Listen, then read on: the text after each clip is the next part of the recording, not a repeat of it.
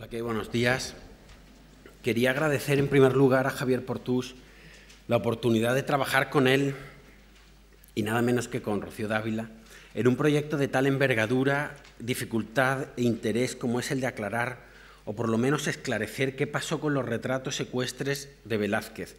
Un tema que, como ha dicho Javier, lleva dando vueltas y revueltas a la historia del arte desde hace más de un siglo. El día que le coloqué las radiografías a Javier y Rocío para que las vieran, llegó al búnker de rayos X Gabriele Finaldi, que dijo con absoluta claridad dos cosas que venían a resumir de forma contundente la problemática que había. Es evidente que los cuadros no los pudo pintar Velázquez, no hay más que fijarse en su técnica, aunque éste años después los retocara. Y segundo, es impensable que se hicieran para el Buen Retiro sin haber estudiado las medidas del salón, pues es del todo ridículo que hubieran ideado los cuadros sin haber tenido en cuenta las puertas que obligaron finalmente a cortar, literalmente a cortar los cuadros de Velázquez. Los retratos, en definitiva, fueron reutilizados. Sabía, o más humildemente intuía, que Gabriele y con él toda la resaca historiográfica que había detrás se equivocaba, pero su razonamiento era perfecto. Dar una explicación técnica a esta contradicción será el objetivo de esta charla. En el fondo, el tema de la cronología, la clave está en las preparaciones. Velázquez, en un cuadro fechado tradicionalmente en 1628, siguió utilizando la típica preparación roja de tierra de Esquivias con almagre que caracteriza su primera época madrileña, y que al no tener nada de absorción a los rayos X, dan como resultado estos documentos de alta densidad radiográfica, muy contrastados por la diferencia entre la preparación que deja pasar la radiación y la utilización de los blancos en todos los claros del cuadro, que la absorben toda. Esta es la típica preparación, donde después de la preparación roja ya se ven las distintas capas de pintura hasta el barniz final. En las pinturas que Velázquez realizó durante su primer viaje a Italia empezó a utilizar un tipo de preparación constituida fundamentalmente por blanco de plomo. Marcó en este sentido un antes y después la fragua de Vulcano, pintada en Roma en torno a 1630. A partir de entonces no volvería a utilizar las preparaciones de barro de Sevilla de su etapa sevillana, ni las rojas de tierra de Esquivias que caracterizan su primera época madrileña, sino el albayalde, ya como preparación única, ya como imprimación sobre el aparejo, y que dan como resultado estas radiografías tan blancas, de tan baja densidad radiográfica. Aquí vemos, se ve incluso la espátula con la que ha sido preparado en muchos lugares, ¿no? Y esta es la preparación donde vemos la imprimación blanca de albayalde con impurezas de negro orgánico y ya las distintas capas de pintura, fundamentalmente el azul del cielo. Las impurezas que tienen muchas veces las preparaciones son las causantes de ese tono beige o más azulado que finalmente tienen las preparaciones. Ningún pintor de la corte en ese momento que conozcamos utilizaba de forma habitual este tipo de preparaciones de albayalde, lo que resulta revelador para nosotros por dos razones. Por un lado, nos obliga a admitir que solo pudo ser Velázquez la persona responsable de la preparación de los retratos ecuestres para el Salón de Reinos, esencialmente de blanco de plomo. Y por otro, que solo pudo hacerlo tras el viaje a Italia de 1632. La simple contemplación de las radiografías ya nos advierte que su baja densidad radiográfica general se debe a la abundancia en su preparación de un elemento con elevado número atómico como es el blanco de plomo.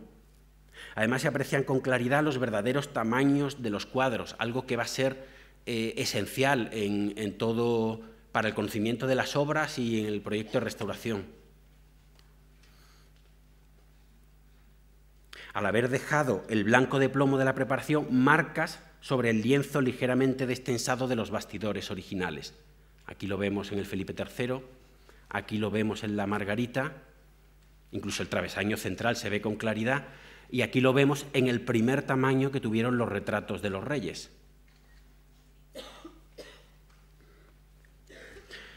Ya Carmen Garrido demostró cómo los añadidos de Felipe IV e Isabel de Francia eran añadidos originales del propio Velázquez y cómo los de Felipe III y Margarita de Austria son posteriores. Nosotros nos hemos intentado acercar lo más posible a quién pudo ser, lo ha explicado en parte Javier, el momento exacto cronológico de quién hizo los añadidos, y efectivamente fueron para el Palacio Real, para el Palacio Nuevo, y pensamos que en torno a 1768. Mengs fue a buscar cuadros al Palacio del Buen Retiro y se fechan en torno a 1768 varias intervenciones de Andrés de la Calleja a cuadros relacionados con el Salón, en algún caso el Baltasar Carlos, por ejemplo, que era claramente del Salón. Aquí está el tamaño original del primer cuadro de Velázquez, ya explicaremos por qué lo amplía, y la ampliación posterior. He querido coger muestras del cielo para evidenciar más si cabe que solo en las bandas añadidas del Felipe III, esta, y Margarita se han encontrado un tipo de preparación discordante con la técnica de Velázquez en ese momento. Si miramos el conjunto de cuadros del Salón de Reinos y coloreamos solo aquellos pintores, los cuadros de los pintores que utilizaron como preparación blanco de plomo, nos encontraremos que solo podemos poner a Velázquez. Maíno, en segundo lugar, tendríamos que citar a Maíno porque muchas veces utiliza preparaciones más claras, pero nunca tan clara como la que utilizó en el Salón de Reinos. Y luego los demás, que no habían utilizado preparaciones claras antes de este proyecto, y lo más impresionante, no las iban a utilizar luego, las utilizaron en el Salón de Reinos. Esto lo han puesto en evidencia en un artículo reciente, Lola Gallo y Maite Jover, estupendo por lo que dice, y un artículo de referencia como punto de partida de una nueva línea de investigación. Solo Carducho se salía de este plan y sigue utilizando las preparaciones más oscuras que utilizó siempre. Precisamente Carducho, que es el que parece ser el pintor que tuvo problemas personales con Velázquez. Con todo esto lo que queremos decir es que de alguna forma la experiencia velazqueña en este sentido, aprendida quizá de Rubens, como dijo en su día Richard Newman y Carmen Garrido, y puesta en práctica en Italia, debió ser indicadora y marcar la pauta de trabajo para los demás artistas en este proyecto. Y esto sí que es importante porque de forma indirecta, pero inequívoca, nos podemos hacer una idea de la metodología de trabajo y las directrices dadas a los artistas, y apuntan a quién tuvo un protagonismo mayor en la toma de decisiones relacionadas con la técnica pictórica en el proyecto del Salón. Velázquez. Cito a Javier Portús. El carácter industrial vinculado tradicionalmente al retrato real explica muchos de los avatares de este conjunto y las desigualdades que existen entre sus componentes. Aunque una de las muchas cosas que hacen interesante la serie es precisamente la tensión entre los 5 retratos ecuestres, entre cuadro de taller y cuadro de autor que Velázquez hizo, en este caso explícita. Si comparamos el cuadro de Margarita de Austria pintado por Pantoja de la Cruz en torno a 1601 con la Margarita del Salón al mismo tamaño, comprobamos que la cabeza coincide con exactitud, lo cual no es evidentemente una casualidad, sino que nos indica que Velázquez ordenó utilizar a su ayudante la técnica denominada del calco, procedimiento por el cual pueden traspasarse a través de papeles semitransparentes, papeles aceitados, se le dice en los tratados, haciendo referencia al método de fabricación, dibujos propios o ajenos, como en el caso de nuestra Gioconda, o el diseño, perfil, esquema de composiciones, retratos, elementos decorativos, etc. Aquí no solo se ha copiado el retrato, sino que parece que se ha inspirado también en el sombrero y el vestido, por supuesto, pero también en la mano derecha, la posición del cuerpo, las joyas, etc. En el caso de Isabel de Francia sucede lo mismo.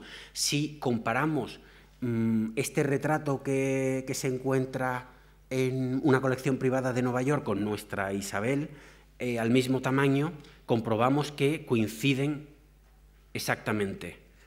Si nos fijamos muchísimo en el rostro, hemos llegado a la conclusión de que parece que Velázquez en este retrato envejece, en el retrato ecuestre, envejece un poco a la reina, lo que está en consecuencia con los datos históricos, porque el retrato que ahora es superpuesto de la colección de Nueva York se hizo nada más llegar Velázquez de Italia, y el retrato ecuestre se hizo 2 o 3 años más tarde.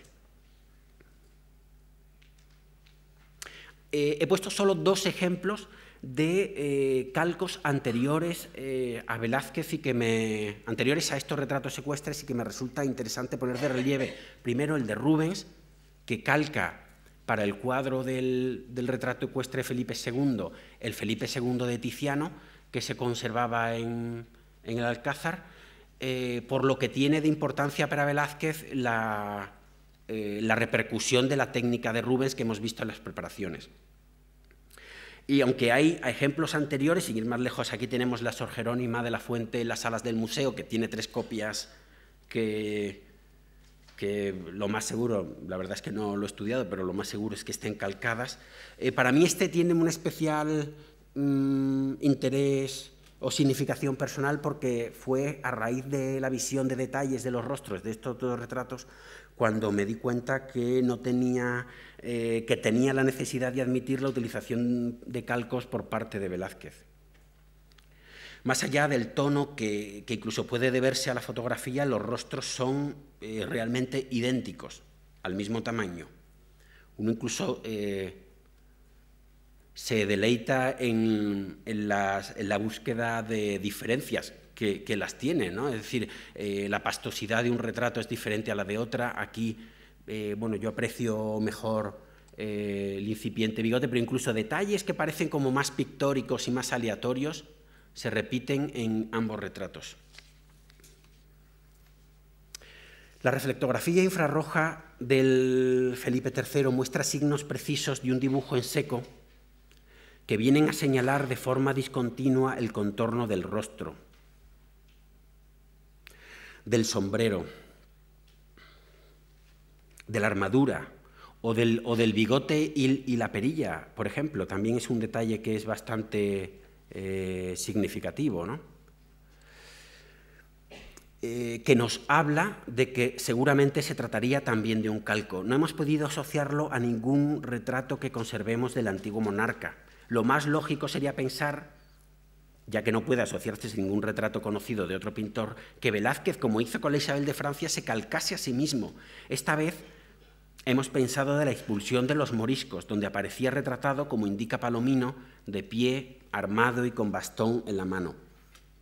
La expulsión se quemó en el incendio del Alcázar de 1734, por lo que si admitimos como válida la hipótesis de que Velázquez se copió a sí mismo, lo que sería, por otra parte, lo más razonable, podríamos hacernos una idea bastante exacta del rostro que tenía en el desaparecido y llorado cuadro de la expulsión.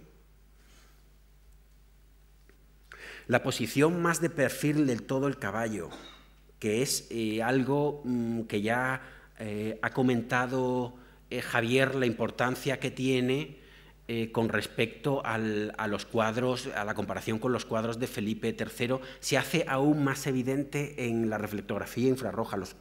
Los retratos estaban un poco más de perfil, y todos los pentimenti, los famosos pentimenti de los cambios de composición de las patas, nos indican que lo que hizo Velázquez es modificar el caballo para que se saliera un poco más del marco, es decir, que mirara más hacia nosotros. Se asocian más con este retrato, que habéis visto mejor en la diapositiva anterior, invertido. Y incluso cuando en el laboratorio de análisis Lola Gallo hizo el informe del cuadro, en una muestra del dorado, de la decoración del caballo, sobre la preparación del cuadro y el dorado, se encuentran una serie de capas de color que nos indican que el caballo en un primer momento estaba pintado también de un color pardo como el de Rubens, lo cual lo acerca todavía más. Lo que quería poner de relieve fundamentalmente con la reflectografía del Felipe III es que, a la vez que Velázquez supervisó la acomodación de los calcos a las pinturas, dibujó a pincel con un trazo vigoroso y se ven algunos detalles del perfil, se ve aquí en la sudadera del caballo, la composición, fundamentalmente las partes esenciales del caballo, como se sigue repitiendo, se sigue viendo en el arrepentimiento de la pata, aquí se ve con bastante claridad, o aquí también, o en otros elementos, ¿no? que parece que se ven con claridad, ¿no? Para que una vez pintadas su ayudante realizara con la misma meticulosidad técnica que los retratos o las armaduras, los arreos y otros detalles del cuadro. Lo interesante es que una vez que terminó su ayudante, el trabajo, Velázquez volvió a trabajar sobre el lienzo. Seguramente estuvo ocupado mientras tanto en hacer los cuadros en los que trabajó en exclusividad. Si bien es cierto que no modificó los rostros, puede decirse que retocó todo lo demás. Bueno, y aquí ya se ha visto cómo realmente emborrona, ¿no? la sudadera, y este detalle que ha puesto también Rocío es especialmente significativo por cómo hace brillar la escarcela de una forma. Velázquez pinta muy bien y retoca también muy bien, con mucho talento.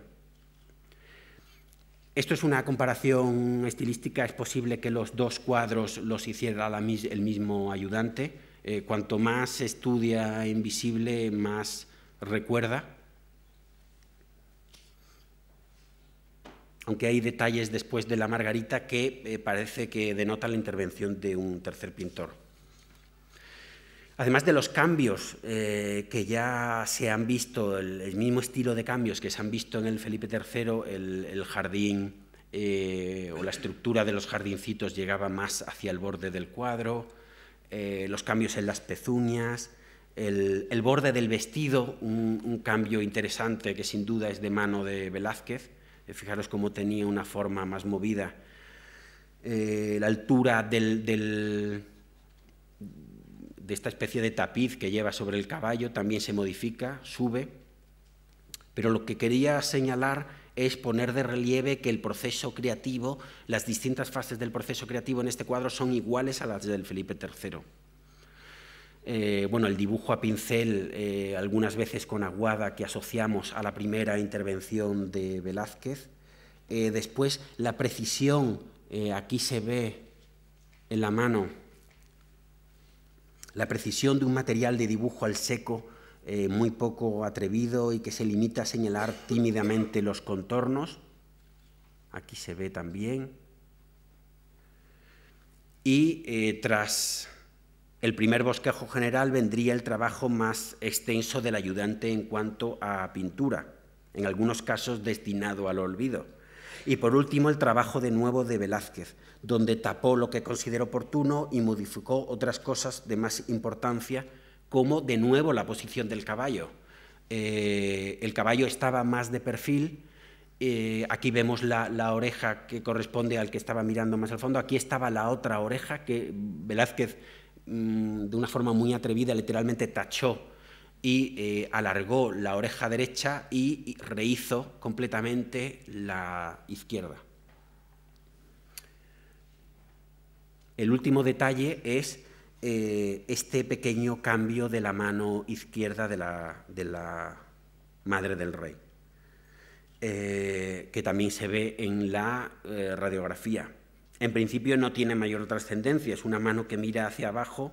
De una mano que mira hacia abajo se ha pasado a una cuya palma no vemos porque está como hacia el interior del cuadro. Lo que resulta interesante es compararla con la de Isabel de Francia. Se parece mucho, al igual que se parece, lo ha dicho Rocío, aunque invertido el dibujo del vestido. En realidad no deja de ser el mismo diseño, pero invertido.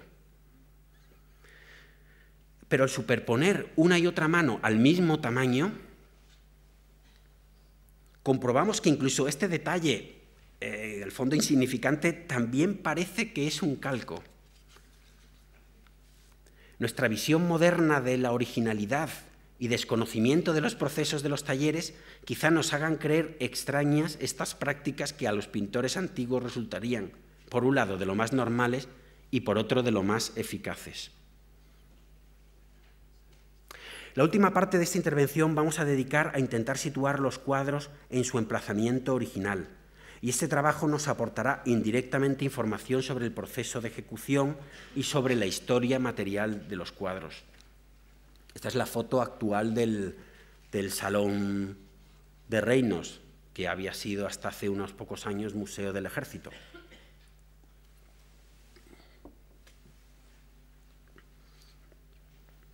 Hemos estudiado los planos. Una compañera me decía que no me iba a atrever a poner esta foto tan pixelada. Es verdad que queda muy mal, pero no he tenido tiempo de hacerla mejor. Por cierto, me ha ayudado, bueno, lo ha hecho conmigo este trabajo de acomodación de los cuadros y del estudio de los planos Alicia García Andrés, y en todo lo demás, pues todo el gabinete como siempre. Bueno, en esta imagen lo que he querido decir es que el edificio ha sido modificado. Más interesante, si cabe, que el anterior resulta comparar el plano del arquitecto francés Carlier, que, por resumir, vino a contratar Felipe V para hacer unas modificaciones en el Palacio del Buen Retiro, y cogió unos planos y siempre se ha pensado, yo también creo que con razón, del palacio sin ninguna modificación, y por tanto resultan de una importancia vital para conocer cómo era el Palacio del Buen Retiro. Lo hemos comparado con un plano con las medidas actuales y comprobamos que aquellos elementos arquitectónicos que no han sido modificados, como alto, ancho, largo o tamaños entre las ventanas, coinciden con mucha exactitud, por lo que nos parece lo más razonable tener en cuenta el ancho que el arquitecto francés le dio a las puertas centrales del propio salón, como las puertecillas que daban acceso a las escaleras de la balconada que rodeaba el salón. Las centrales miden 1,90 m y las pequeñas puertas de acceso a las escaleras 90 centímetros de ancho. En cuanto al alto de las puertas, carecemos de documentación precisa, pero sabemos que se ampliaron en varias ocasiones hasta el punto que ni siquiera las que aparecen, las que hemos deducido del estudio de las fotografías de Lauren, tienen correspondencia con la anónima y quizá más famosa fotografía del salón, porque la puso en su libro Elías Tormo, impresa por Hauser y Menet en 1901-1902, ni este tamaño de esta fotografía con los tamaños actuales. El salón debió ser modificado al menos, si no también con la ocupación de las tropas napoleónicas, por lo menos en la apertura del Museo de Artillería en 1841, en las reformas dirigidas por Casimiro Lanaja en 1890, lo más seguro que estas fueran las modificaciones más grandes que tuvo el salón. Se quitaron las escaleras en ese momento, se destruyeron los despachos que habían hecho en la parte superior. Seguramente fue en ese momento cuando se quitó la balconada que rodeaba el salón. Este pequeño pasillo que aquí aparece adornado con un tapiz, no sé si lo veis bien, también fue destruido. Y después en las reformas de 1902-1903 y tras la Guerra Civil Española en 1939, donde sabemos que ampliaron por lo menos una de las puertas. Este es el aspecto actual de la puerta llamada Este, situada al noreste. Y para situar los cuadros y proceder a hacer los cambios de puertas añadidos de elementos ornamentales, etc., hemos preferido trabajar con una imagen digital a escala de los distintos testeros del salón. Hemos añadido las puertas laterales. La anchura la podemos deducir del plano de Carlier y altura no la conocemos de momento. Colocamos la anchura en la puerta central de 1,90, que es el que sabemos de Carlier, y de momento dejamos la altura de 4 metros, que es la altura que sabemos que se ha modificado en varias ocasiones. La balconada a 5,30 metros, ya que fija su altura las ventanas laterales, no podían estar a más altura, ni menos, por los cuadros de Hércules que estaban sobre el dintel de las ventanas inferior de los laterales. Las pinturas a tamaño real, y en el caso de los reyes aún sin las bandas laterales que Velázquez le añadió más tarde. Admitiendo que la medida actual de unos 4 metros es errónea, lo más lógico es deducir la original aplicando el principio de simetría que impera en el resto del salón. Los cuadros de batallas y los retratos ecuestres de los reyes tienen aproximadamente la misma altura, por lo que habría que pensar que estaban colocados simétricamente. A su vez, las escenas de Hércules pintadas por Zurbarán, esta es la reconstrucción más famosa que hay del salón. Ahora mismo lo que estoy leyendo es que, y lo que pensamos es que esta altura de la parte superior de las historias de Hércules estaban a la misma altura que los retratos ecuestres, como aparece aquí. Estaban encima del dintel las escenas pintadas por Zurbarán estaban encima del dintel de las ventanas exteriores, por lo que su parte superior podía ir en línea con las batallas y estas a su vez con la de los retratos ecuestres. El conjunto, retratos, batallas y Hércules con sus marcos dorados crearían un friso a una altura de unos 4 metros 70 centímetros alrededor de todo el salón, de imponente coherencia visual, como estáis viendo, ¿no? Aquí Carmen Blasco, que es la persona que ha hecho esta reconstrucción, no ha colocado las puertas laterales que en la reconstrucción que nosotros vamos a poner si lo hacemos. El retrato de Baltasar Carlos no debía salirse de este orden donde jugaba un papel simbólico tan determinante, por lo que pensamos que iría colgado también a la misma altura, teniendo entonces la puerta central sobre la que estaba colgado una medida aproximada de 2 metros 60 centímetros de alto, que es precisamente lo que mide la puerta central de acceso al primer saloncete justo enfrente de ella, el llamado Salón de la Reina, y del que no tenemos noticia de que haya sido modificado. Estudiando la radiografía del retrato del príncipe Baltasar Carlos a caballo, podemos deducir que Velázquez recortó 11 centímetros de la parte inferior de la escena ya pintada y los cosió en la superior. Es decir, que los recortó de aquí y los puso aquí. Por ello, la marca radiográfica del travesaño central, que está aquí, no está en el centro, como sería lo normal, sino unos 11 centímetros más baja. Es probable que esta operación tenga que ver con el efecto que quería producir la composición en la ubicación encima de la puerta y la intención del artista de darle un poco de aire a la composición donde más lo necesitaba para ser contemplada desde muy abajo, que es en la parte superior. Cuando Jonathan Brown hizo un libro con Carmen sobre la técnica de Velázquez, añadió esta frase que está muy bien y que Javier Portús ha puesto en el texto que vamos a publicar sobre este tema. Sin ella, sin esta banda añadida de 11 centímetros, tendríamos la impresión de que el marco se apoyaba en la cabeza del príncipe.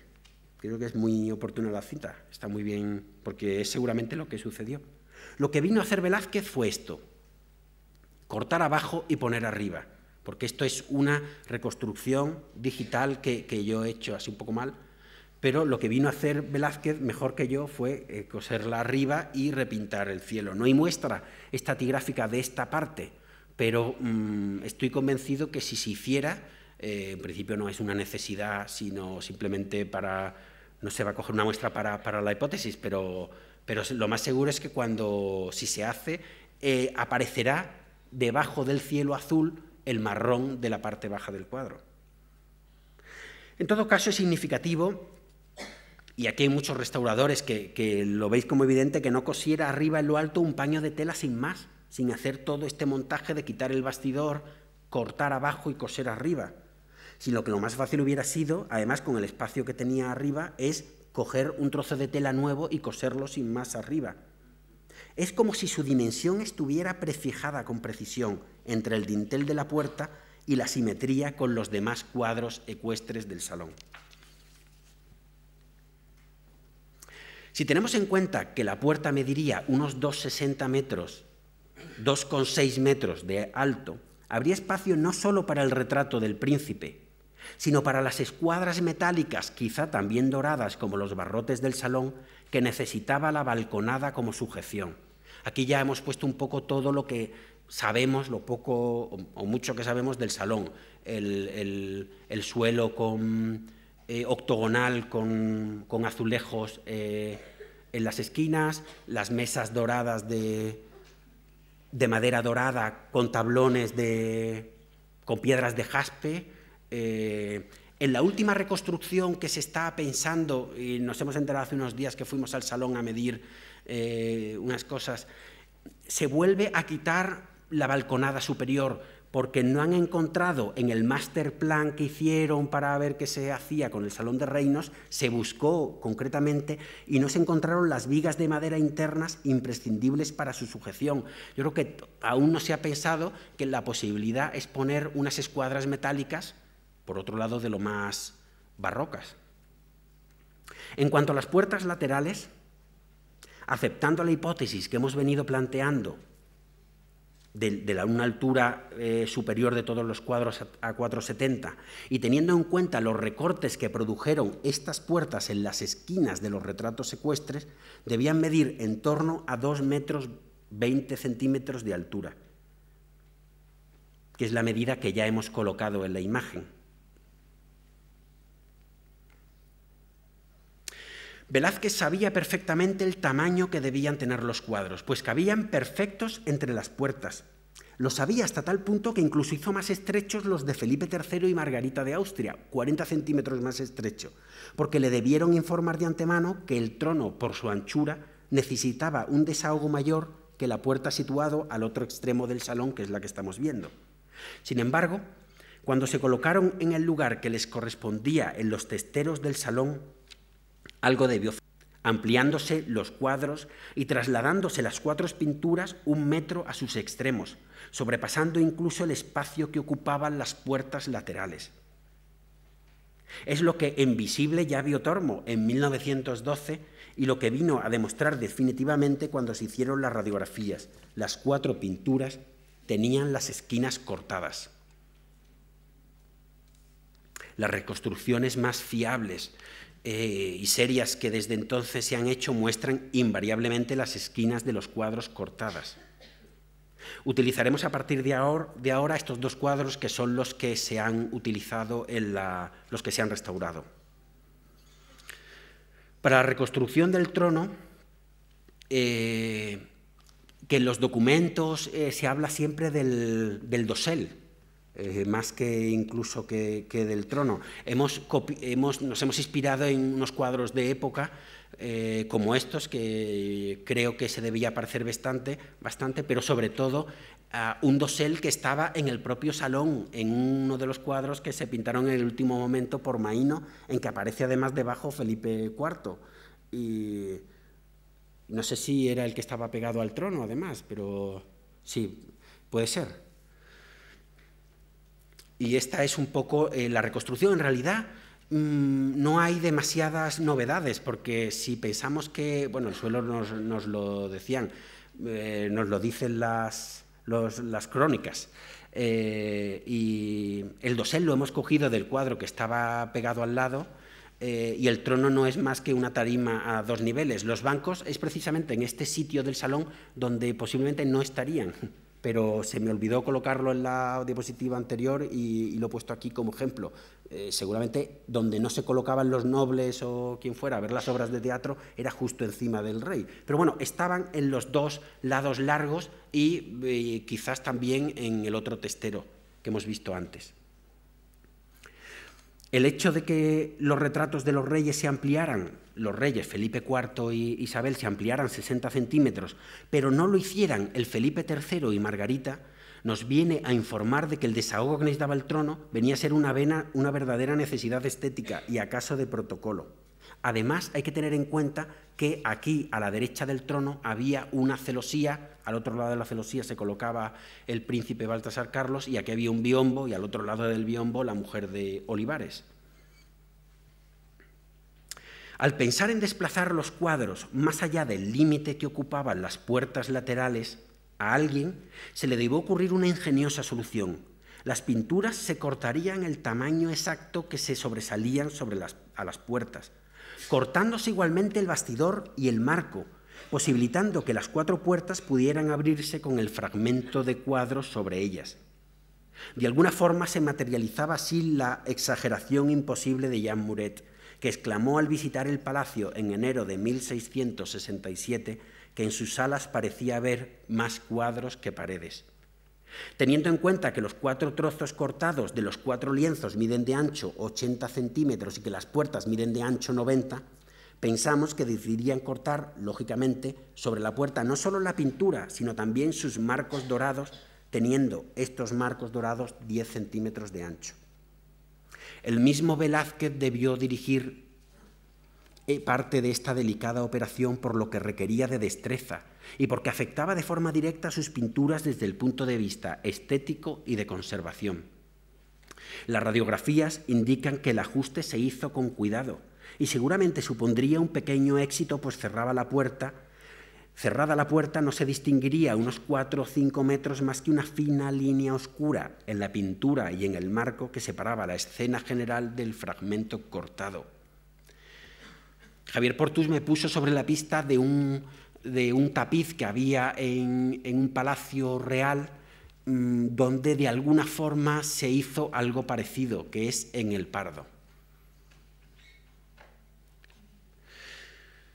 Las esquinas de todos los cuadros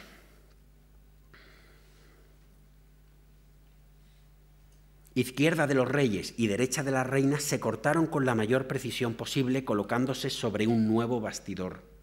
De tal manera que hubo un bastidor grande para la escena general y uno pequeño para el trozo cortado, teniendo entre ambos como eje las esquinas de las puertas. Debieron además encajar uno y otro lo más cerca posible, pues hay evidencias de que no se quiso perder en la operación nada de la escena pintada. Los bordes que debían aproximarse no se doblaron por el bastidor, como es lo normal, los 2 o 3 centímetros necesarios para clavetearlos por su canto, sino que se clavaron a filo del larguero. Al filo del larguero del nuevo bastidor y directamente sobre el borde de la pintura, para que la separación se notara lo menos posible. Para garantizar la sujeción perfecta a la madera se utilizaron una media de unos 60 clavos para cada cuadro, y no solo se limitaron a fijar los bordes que tenían que ir unidos, sino también casi toda la parte baja. Aquí no lo he hecho yo, sino que he puesto los mismos clavos que se aprecian en la radiografía, los he copiado, para que se vea exactamente, ¿no?, que están de una forma irregular, pero se puede más o menos seguir una simetría en zigzag, más o menos, con respecto al claveteado. Al simular posteriormente con pintura la cabeza pequeña de los clavos de forja de unos 5 milímetros de diámetro, el trampantojo estaría garantizado. Esta sería la vista general y esta la sorpresa al abrir la puerta. Hay una señal que confirma que las esquinas cortadas de los cuadros ecuestres estuvieron efectivamente colgadas de las puertas. El número de inventario pintado sobre las esquinas de los cuadros en 1747. Aunque no se ha encontrado nunca este inventario del Buen Retiro a la muerte de Felipe V, existen documentos que atestiguan su existencia. Sobre todo están sus correspondientes números blancos en el ángulo inferior izquierdo de casi todas las pinturas que sabemos con seguridad que decoraban el palacio. En el salón, además, sabemos que los encargados de pintar a pincel aquellos característicos números debieron entrar por el testero noreste, pintando el del Felipe III y Margarita, pintando, esto no lo tengo todavía muy ordenado, pero bueno, nos da una idea, pintando los que estaban en este lado del salón y pintando luego, pues 6 números después, pintando el del rey y la reina. Luego seguirían pintando números y volvieron pues cerca de 300 números más tarde a pintarlos del otro los del otro lado. De suerte que los cuadros de los reyes, es decir, de Felipe III y Felipe IV, lo hicieron inadvertidamente en las esquinas que se habían cortado para la puerta, confirmando también de esta manera que las esquinas de las pinturas aún cortadas estaban expuestas en el Salón de Reinos en 1747, formando parte de una sola composición visual. Muchas gracias.